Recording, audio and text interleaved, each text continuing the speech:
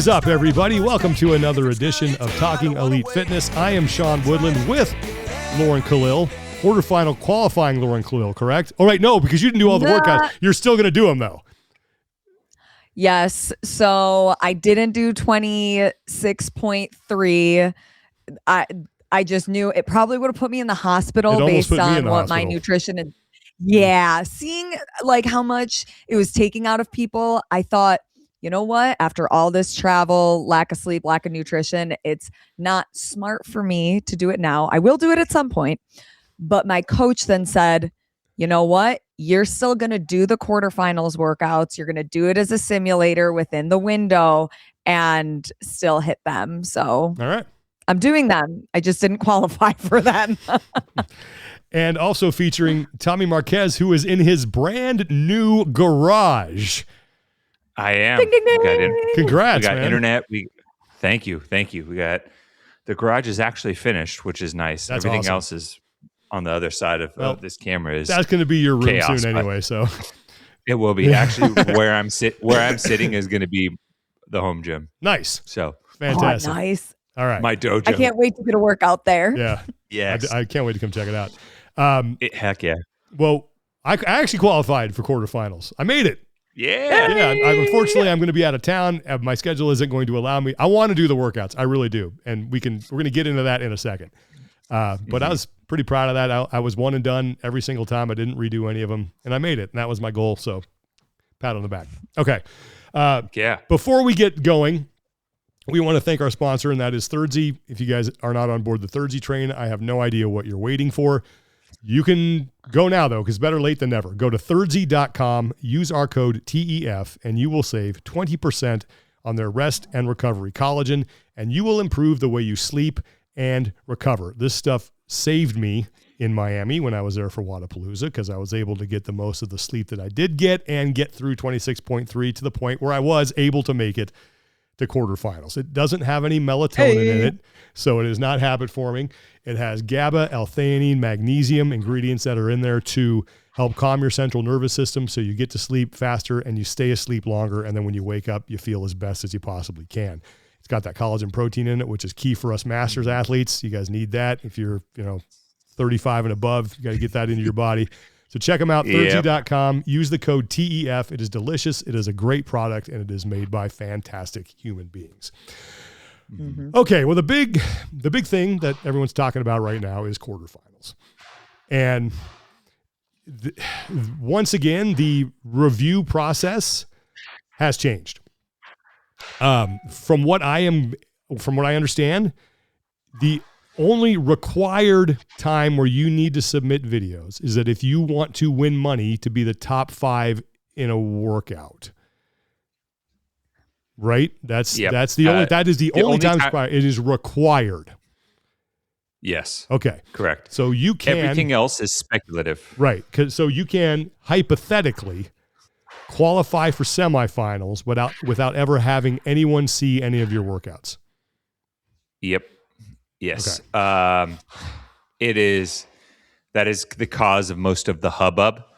And I think honestly, I think most of the distaste of that process and the speculative language around video review, particularly for people moving forward, is justified. I want to kind of segment a couple of things because we can talk programming in a little bit because I really love the workouts that came out for quarterfinals, especially as it builds on the open. Mm-hmm. But and this is direct from the CrossFit's website.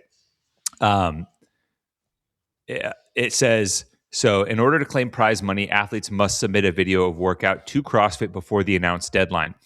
All submitted videos are subject to review. Any video reviewed will either be validated, modified, or invalidated. Nothing new there. Same scoring protocol. It references the rule book as well. And then it says, this is where the language gets fuzzy.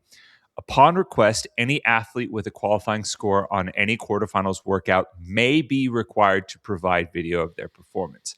If they cannot provide a video with proof that workout was conducted with that, if they cannot provide that video with proof that the workout was conducted within the given score submission window, they may receive a 0 scores. a lot of mays, a lot of open-ended language, a lot of this could happen, it might happen, it may happen, and nothing definitive. Athletes may qualify to compete at a semifinal competition if their score is validated and or modified. If an athlete's score is modified, the athlete's overall rank will be recalculated. Yeah, that's nothing crazy. If a video is invalidated, the individual athlete will not be allowed to continue in the competition, and the rest of the scores will be removed from the leaderboard. That I like. And yeah, and then it says at any time during the open and quarterfinals, CrossFit may request additional videos from any athletes. So that's straight from the horse's mouth. And I think in general, my belief has always been the purpose of the CrossFit Games season is to find the fittest man and woman on earth. That's the primary operating goal. Within that, you have to be able to conduct the season within a reasonable expectation of fairness and adherence to the rulebook that you put out that consistently backs that claim and supports that claim. The less you are able to regulate and operate the season within fairness, then the belief in the claim around the fittest starts to erode. And we have seen that to varying degrees over the last, 8 years now? The CrossFit's ability or willingness to put forth a rule book that upholds the fairness and standards in support of that claim. And so it's to me, there are times where I think it's been great, and sometimes it hasn't been. And I think we are at a spot now, and I think, Sean, you've mentioned this in the past, that it seems less and less that they're willing to put in the time and resources to regulate the season. Is probably the best way I can put it. Well, I don't know if I think they'd be willing to do it. I just don't think they can. So it's like, how do you find the best possible system? And let me play just devil's advocate here for a second. Because a couple years ago we had that, we're going to spot check one video. Remember that? And people were kind of up in arms about that one. And then we get to the CrossFit Games, and I don't think you could look at that field and say, wow, none of these people deserve to be here. Something was wrong with the system. Like, we got ultimately probably the people who deserve to be there at the CrossFit Games at that point. So I know people are making a big deal about this, and I understand why. But in the end of finding, and again, this is not how this is devil's advocate just for conversation purposes.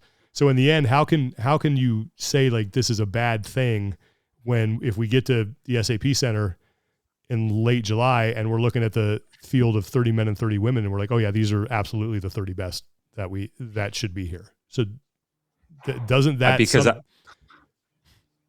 I don't know if we're going to get that, because we've seen people qualify for the CrossFit Games from backfill spots at semifinals and qualifying stages, meaning that they would be the people in line to get a spot or not get a spot to compete in person if someone cheated. Mm-hmm. That exists. So that alone, if it would change the fact of whether or not you have the 30 deserving people to be there. And the minute you start to filter out who shows up to the games, you start to change the calculus ever so slightly. Even if someone shows up and only really factors into the leaderboard 1 to 2 tests, because they have a big lift, or they're a great runner, or they're a great swimmer. Particularly in this day and age, and I think we got complacent because we are very fortunate that for such a big portion of the sport's history, it almost didn't matter. Mm-hmm. When Matt and Tia showed up, they were going to win. Yeah. When Rich showed up, they were going to win. But in those years around that, we have seen like nail-biting races and close point totals, that matters. And we can't necessarily let that piece dictate whether or not we go lax or pull back on the reins in terms of regulating the sport. Mm-hmm. And that's where it's kind of hard, because you could always point and say, hey, the fittest man and woman on earth were crowned. In those scenarios, they kind of bailed the rest of the season out. Like, you could throw anything at them. They were so dominant. Mm-hmm. It did not matter. Fraser was showing up to the final event with the title secured. Same with Tia. But what we're talking about, look, Tia's first year, 2017, 2 points separated, a single placement on the leaderboard.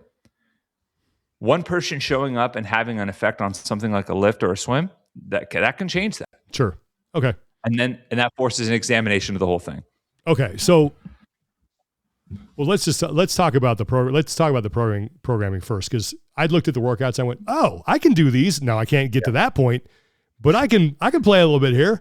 Lauren, what, like, you're going to do these?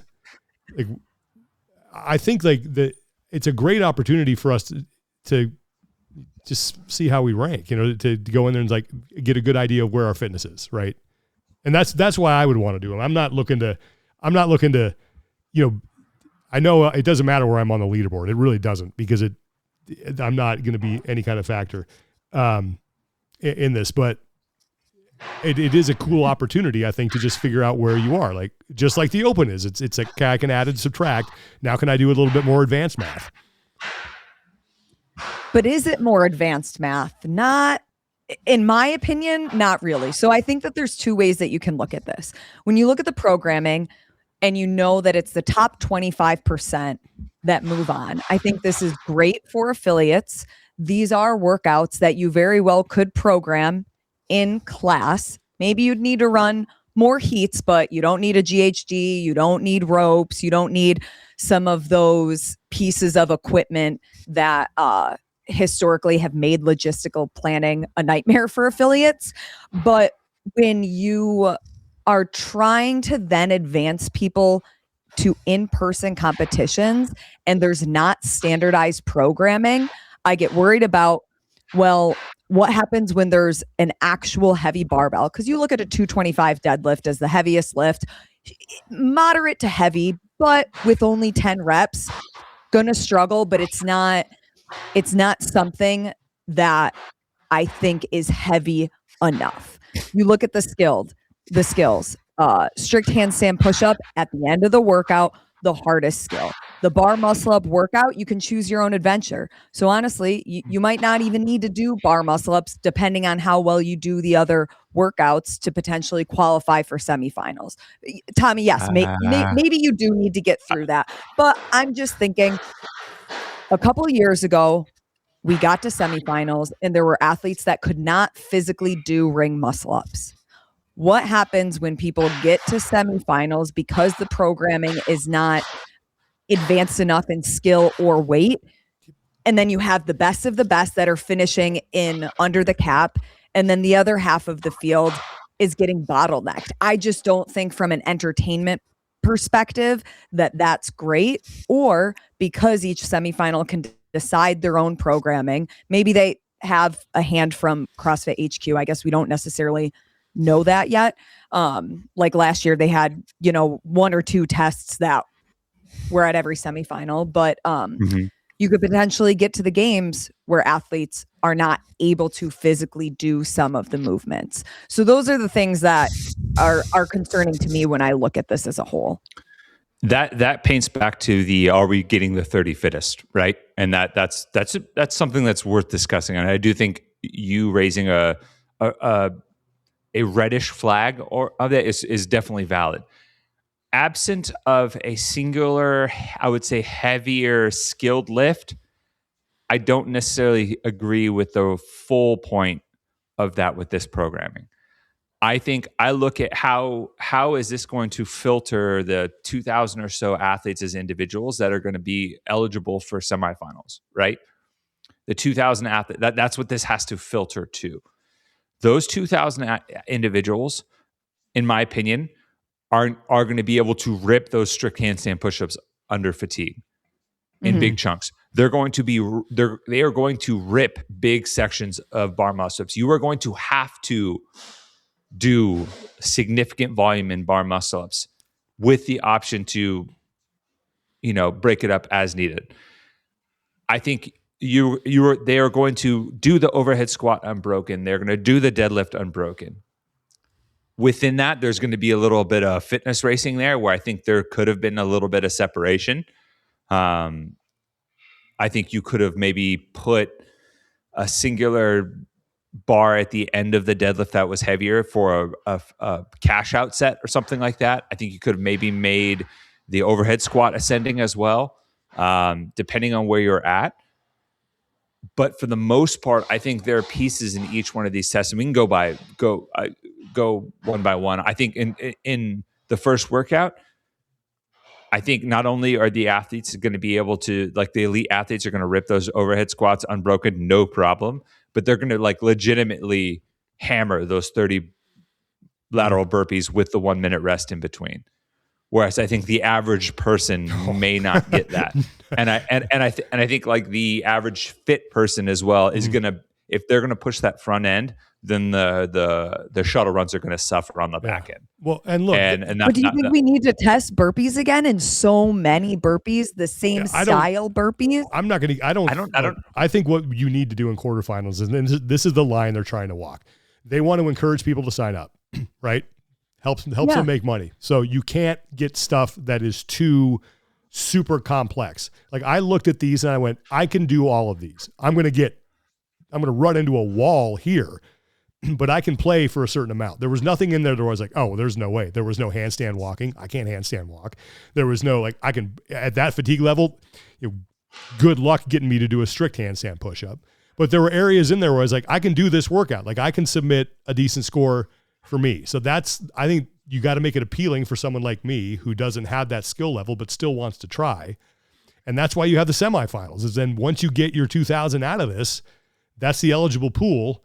And then you can really start putting them through the ringer in live competition, right? And if there's some people who happen to slip through the cracks who got to semifinals ahead of some people who may have been more deserving, okay, but that filter in semifinals is going to take care of those people. Like the best are going to get through these first two. It's like give a spot where everybody can play, and then there's a line. But isn't that the open? Yes, but it should be the quarterfinals too when you're trying to get as many people to compete as possible. Once I think you get into live business model, right? And it's that's why semifinals you can really have at it because you're not. It's not I want to do this. It's like I've earned the right to do this. Your pool is limited, right? You know how many people you're going to have. So I'm totally fine with that. I think it's like the question needs to be is how do you make this system one where people want to participate and they trust the results?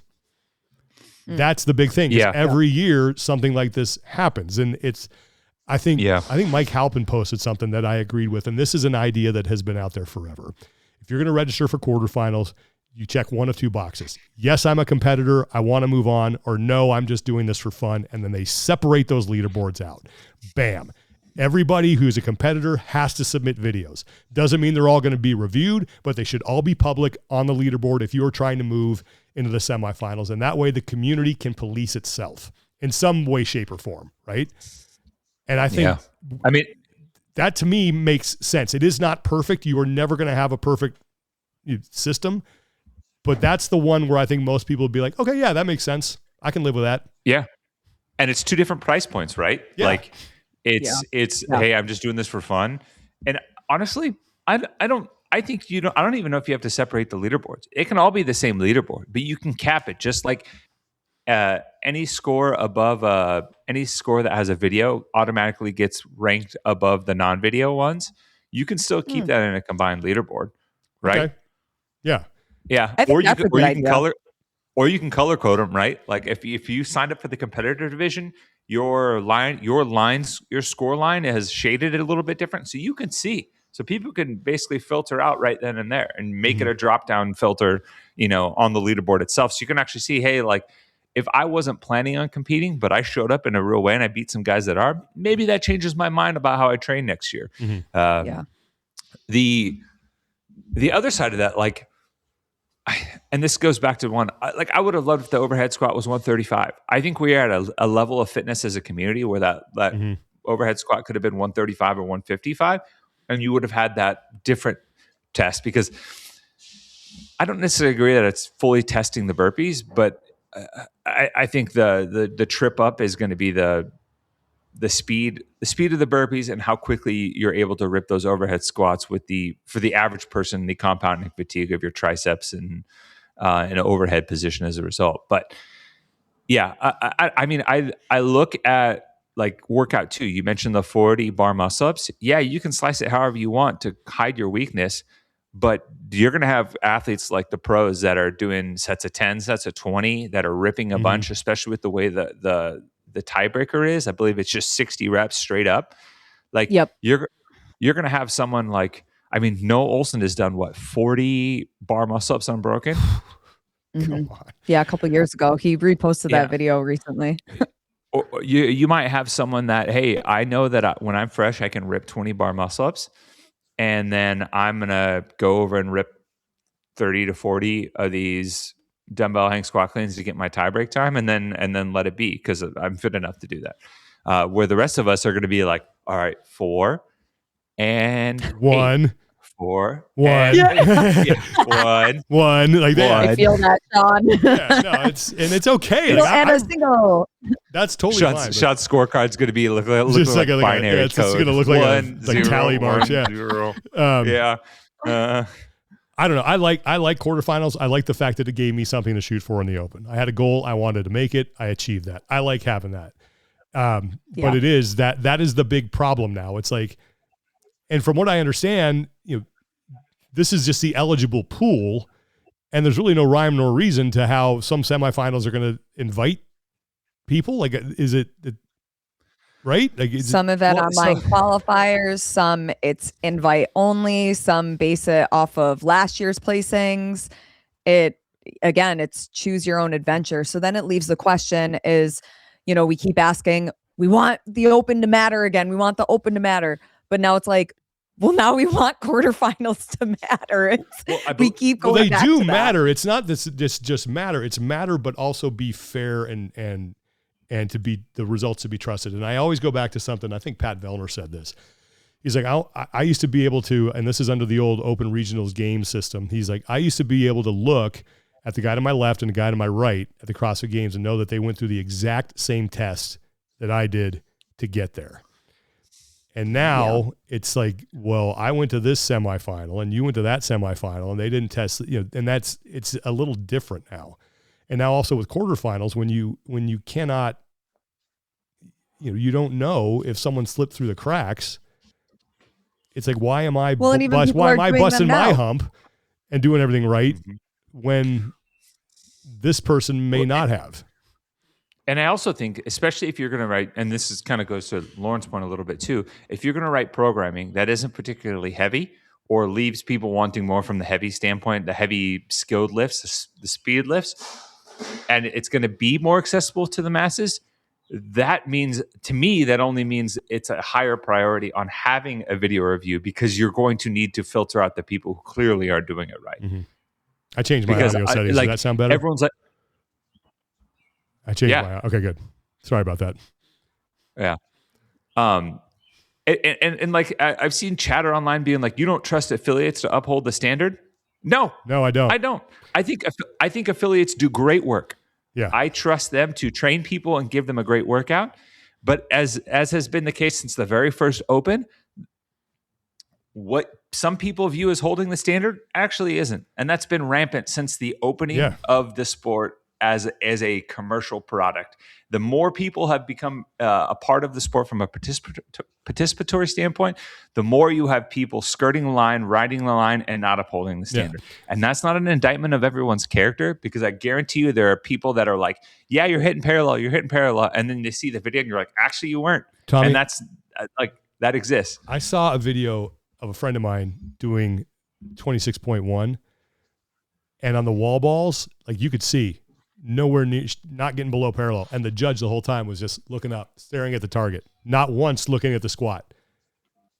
And so that's the problem. It's like, and I've seen it, in my own gym, and we try to really police it as much as we possibly can. But I've seen when you have, just people helping people out and judging, it slips through. And you would like to think that the elite athletes are going to make sure that they have a judge who knows what he or she is doing, right? Like that's important. Yeah.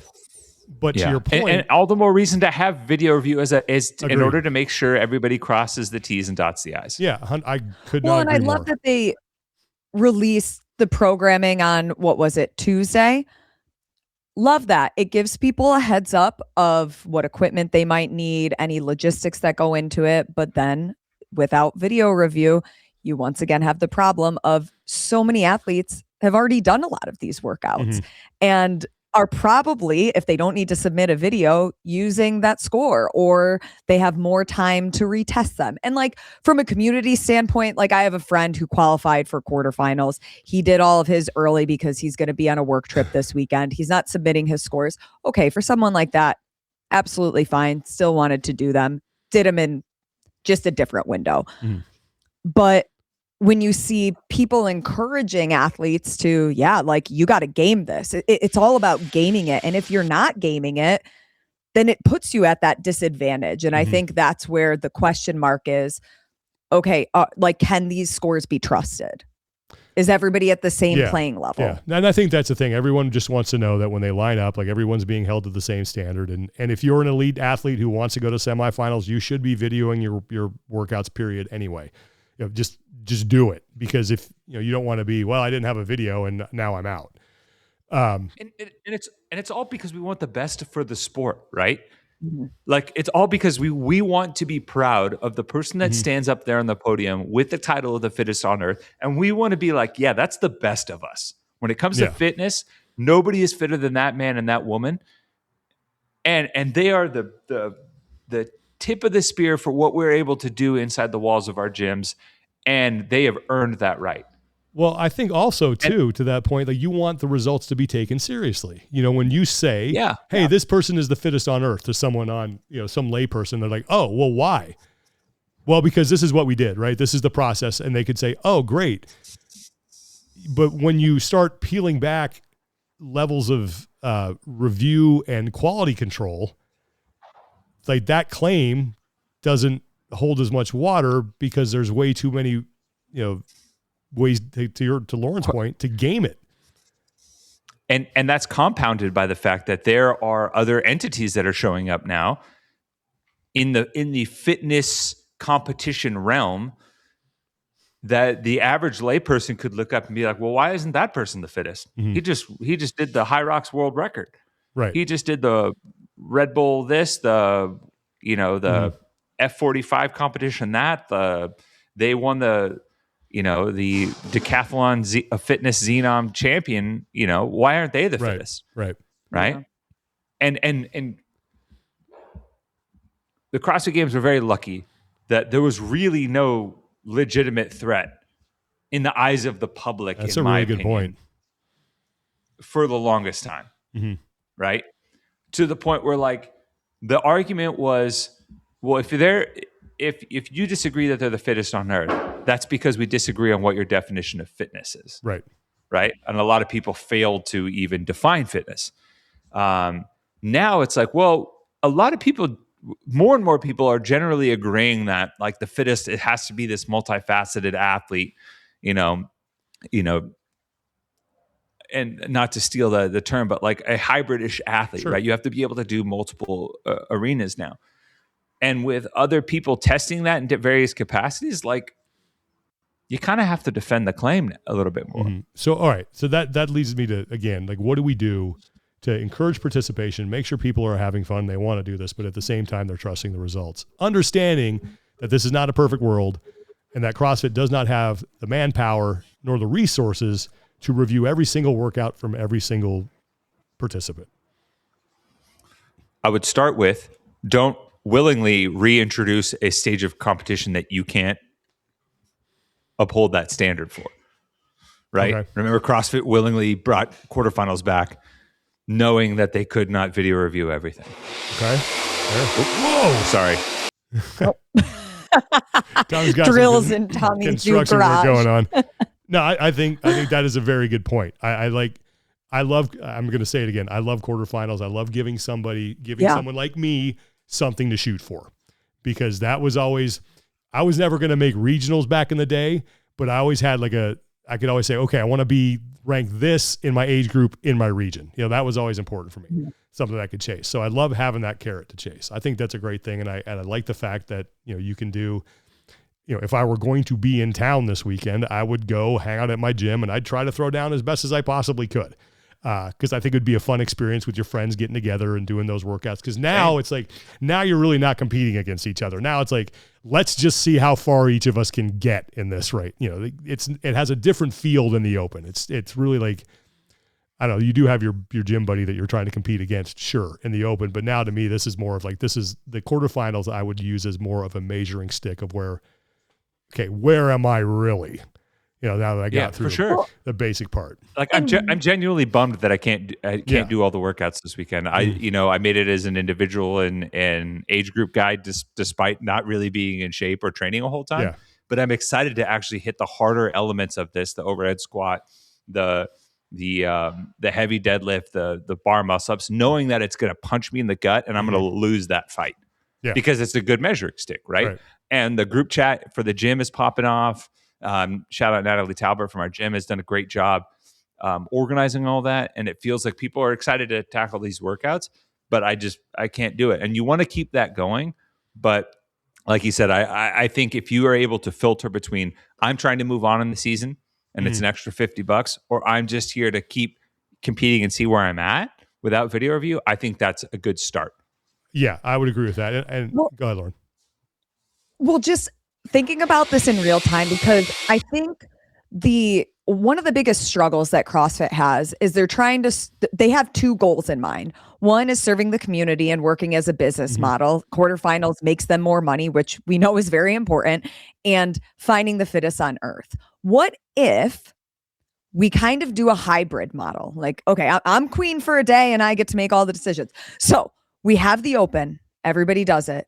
The top X amount of people automatically then from the Open go to the in-person semifinals.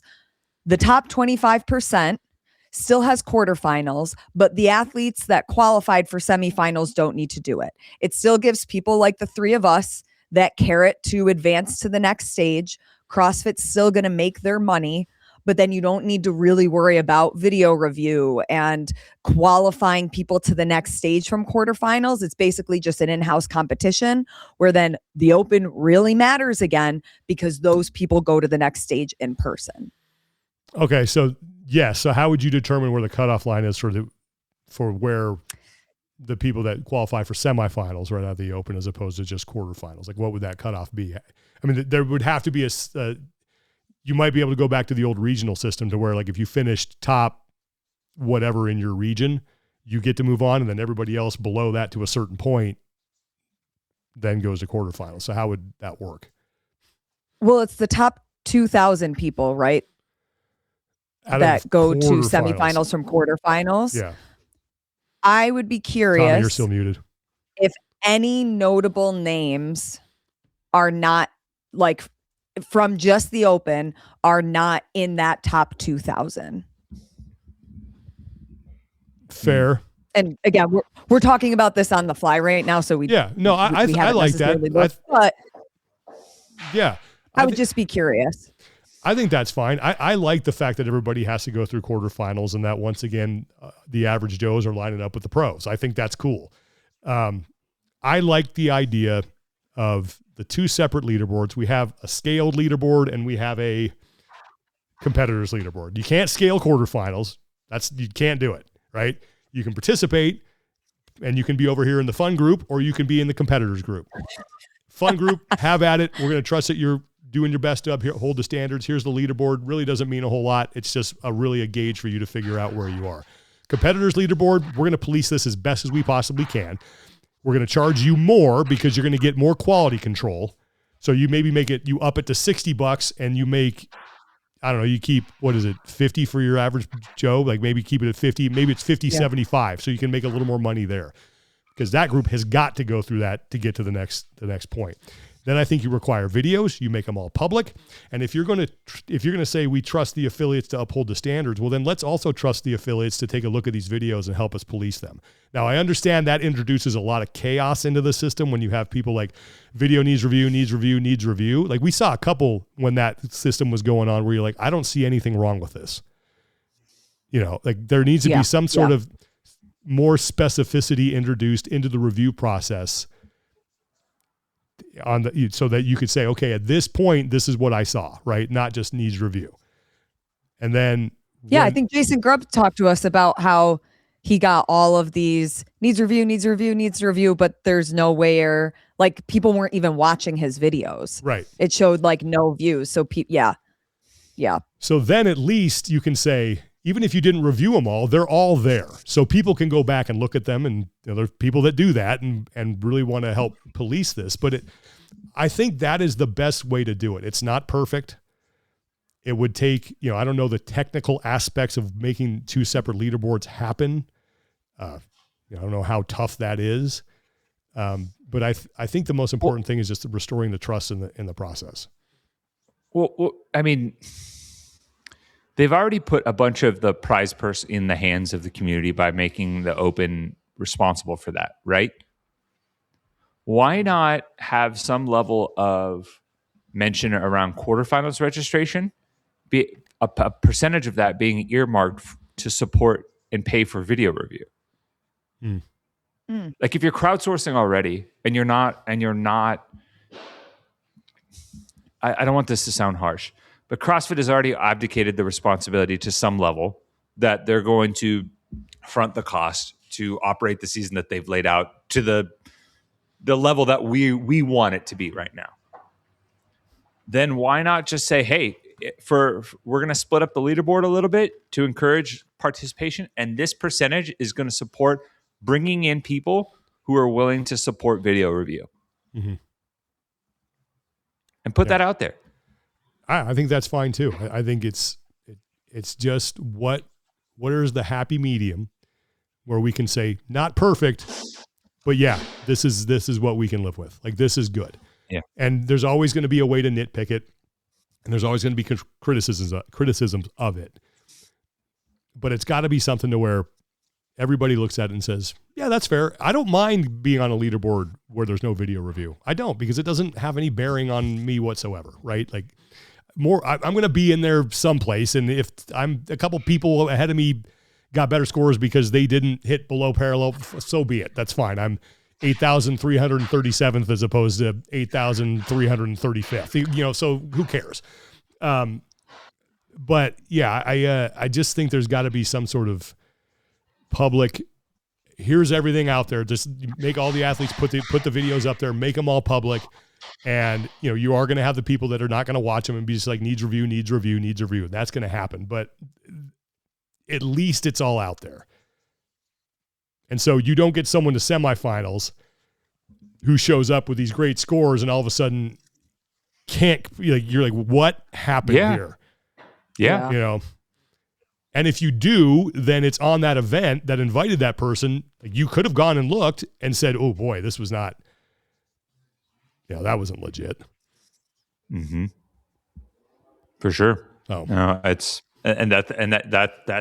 what, those are the little things that we've talked about this before as well. Like the death by 1,000 cuts that erodes faith in the system, in the sport, in the momentum that CrossFit's trying to build in the momentum that we all want them to build and the sport to build. Especially like maybe it doesn't get talked about enough, or maybe I don't see it, but like it's like a big slap into the face to the athletes that move really well, that really like pay attention to the details to move tremendously well.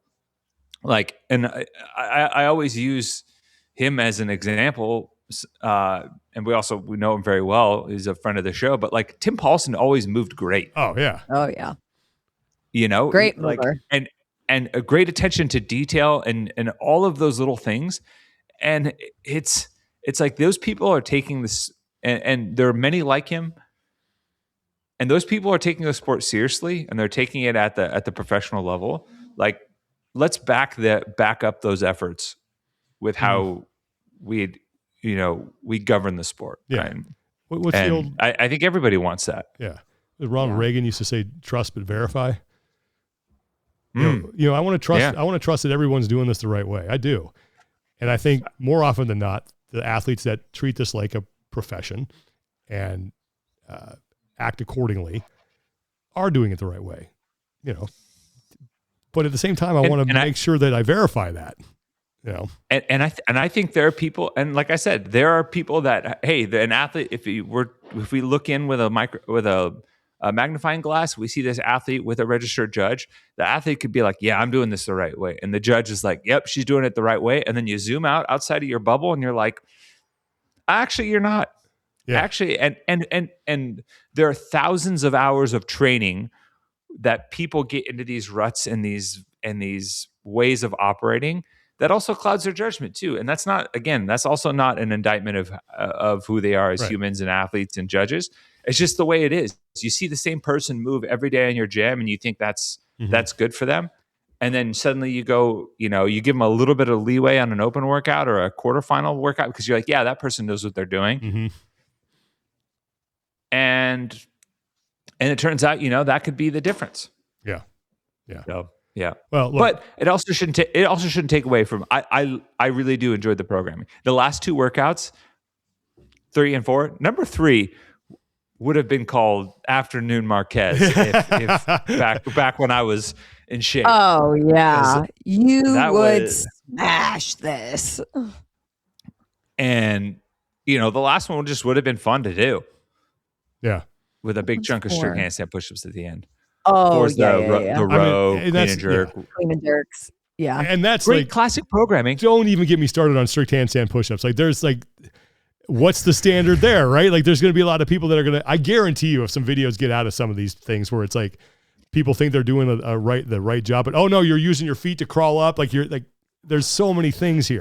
It's why you need a video. It's why you just do. And I'm not saying you got to have 100 people at CrossFit pouring over these things, but just make sure all the information is out there, right? Just make sure we're requiring a video for any competitor who wants to move on. We will try to review things like if anything looks out of the ordinary or it's like we just need to spot check something, fine. But we're going to make it all public. And that way the semifinals will know, they will be able to see the athletes that they have either invited or who have qualified, and they can verify that performance. So at least that adds a little layer in there. And people are like, okay, yeah, as long as it's all out there and we can all see it, that's fine. And I think too, when you do stuff like that, when they introduce that, one more thing, when they introduced that in the past, I think the community kind of felt like, hey, they actually listened to something that we wanted. Because that idea has been around for a while. And doing that helps build trust as well. Sorry, go ahead, Lauren. Mm-hmm. Yep. No, because I think you have a great point, Sean, because also at the very least, it discourages less cheating or skirting the lines. If people know that their videos are public and that they have to submit a video, they might have not done something that they otherwise might have done to skirt the line or try to game the system if they know that they don't need to submit a video. Yeah. So it also like when we get in that vein too, it also, when people do skirt it, it does make it more blatantly obvious. Yeah. Right. Like when we have a because of all the measures in place and people are consistently meeting those standards, it makes the people who aren't that much more obvious. And just to give you an example of knowing people are watching. So Chase Ingram and I both did 26.3 at that stage in Miami at Wodapalooza. And I know for me, now I don't know if I'm pretty sure I did, but I was trying to bury every single thruster. Like I was not messing around because I don't want to be the guy because of who I am and like being on the broadcast. I don't want people to see me, hey, look, Woodland can't squat below parallel or he's shortening knees. Like I was like, and I'm locking out and I'm below and I'm locking like the whole time. And Chase was the same way. Like I had to say one thing to him that was like nitpicky because he had to clean and he sort of, he was very close to not standing it up before he, the whole thing. And then he was fine. And his squats too. I'm like, you're every time, dude, you're like picking a nickel up with your butt cheeks off the ground. You're getting so low. Like it was Chase is a good mover too, right, though. Exactly. Like, and that's the thing. It's like knowing that someone is watching, you pay more attention to what you're doing because you don't want to be the guy on the video where it's like, hey, look at this dude thinks that he's out here. And no. Like, and if I get a worse score because of that, so be it. But whether I'm in another affiliate, I am always like very cognizant of that please, for the love of God, adhere do the workout. Don't try to short things. Have I hit every wall ball on the target where it needs to? Probably not. But, I'll no rep myself if I have to, but I'm not like, just do the movement, uphold the standards, put all the information out there. And I think everyone's happy. Yeah, and if you're wondering, Chase can pick up a nickel. Yes, he can. I've seen it done. Yeah, he's a man. He's a man of many talents. Yes, he is. That he crushed it, man. He did a great job. He got. I think Hobart beat him by 1 rep, but man, that workout sucked. That's good company. That was a workout. I was talking to James Sprague afterwards. I was like, it doesn't matter for me, like how slowly I went on the burpees. I was still tired. Like I was not, believe me, that throttle was like those hands were at 10 and 2 and like the cruise control was set at 55 miles an hour. Like I was not pushing it whatsoever and I was still tired. So it was awful. But listen, I'm really interested to hear what people have to say about what a system would be that makes them A, want to participate, and B, trust the results. Because I do like this stage. I think it's fun. And I really wanted, and I'm still trying to think, maybe I can sneak in the morning before I leave and knock a couple of these out. And just see. I'm going to try and knock a couple out for sure too, because I do love the program. I think Boz deserves credit for absolutely this classic CrossFit program. I mean, even the structure of them. I like it. I like you can argue that a couple elements are missing, but whatever. Like I really enjoy the programming, and I know a lot of people that I've talked to are excited to tackle them too, which is a big win. I think too, like it shows that it doesn't have to be overly complex to be effective, Mm-hmm. Yeah. So, okay. Agreed. PRs, do we have any community support we need to get to? I haven't seen any. Nothing crossed my path. I just wanted to drop a note of support and sending love out to Chase. He revealed after Wadapalooza that his dad had passed away, and just the whole situation just felt. I know with the diagnosis and everything like that was like this slow downward thing, and he kind of opened up after the fact, and for him to go on and put on a brave face in the midst of all that in a time that I know that's like a big celebration in the open and with Wadapalooza,